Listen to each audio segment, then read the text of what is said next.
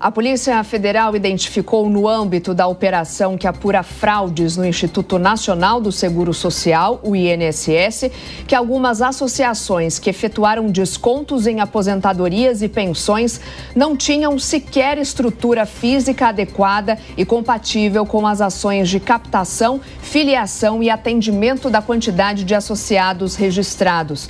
A Advocacia Geral da União deve apresentar nesta semana a proposta para ressarcir os aposentados e pensionistas que foram vítimas dos descontos irregulares do INSS.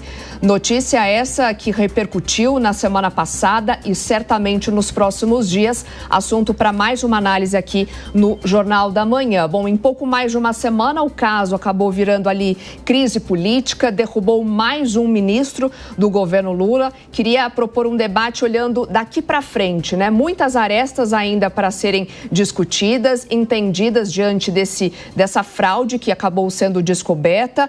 Quais as chances, Deise, de uma CPI sair no papel agora, né, com a oposição afirmando querer fazer essa CPI, e o que deve vir a partir de agora também?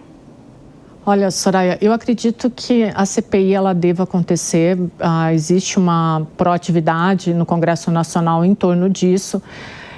Eu sei que eu acabo sendo muito chata em relação a isso, mas eu sou muito crítica às CPIs porque o histórico demonstra que as últimas CPIs elas foram ineficientes, isso são dados, mas tem que ser feita uma investigação. A gente tem que lembrar que a gente está num ano pré-eleitoral, isso pode complicar um pouco as coisas.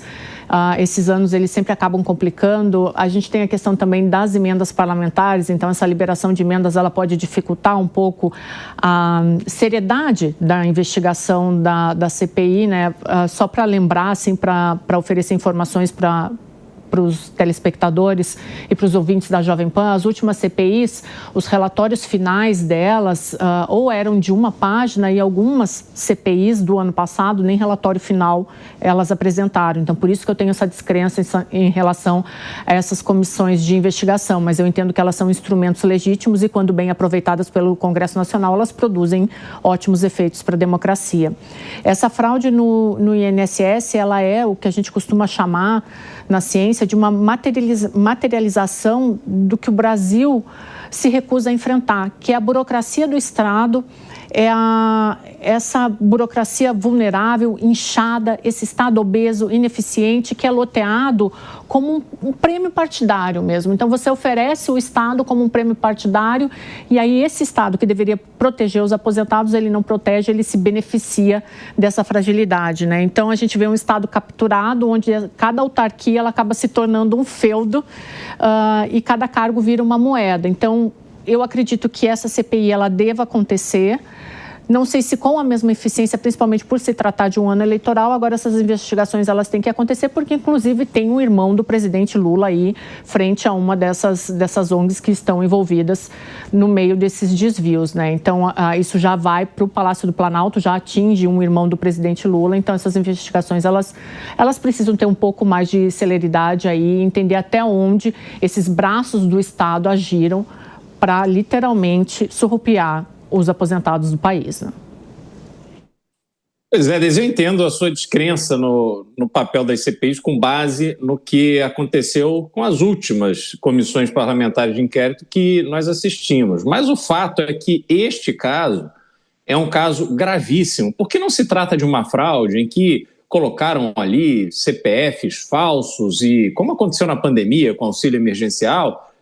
Esse caso não. Esse caso foi uma proposta que foi levada ao conhecimento do INSS, do Ministério da Previdência, foi aprovado e se permitiu, acharam que era uma boa ideia permitir que associações que não passavam por nenhum tipo de avaliação criteriosa, tendo em vista essa descoberta de que várias delas não têm sequer uma estrutura mínima que pudesse justificar a sua existência. E essas associações, esse tipo de associação passou a poder descontar na fonte dinheiro que seria destinado para os aposentados. Para que isso acontecesse de forma oficial, automática, colocado ali dentro do sistema de pagamentos do INSS, é óbvio que há muita gente envolvida.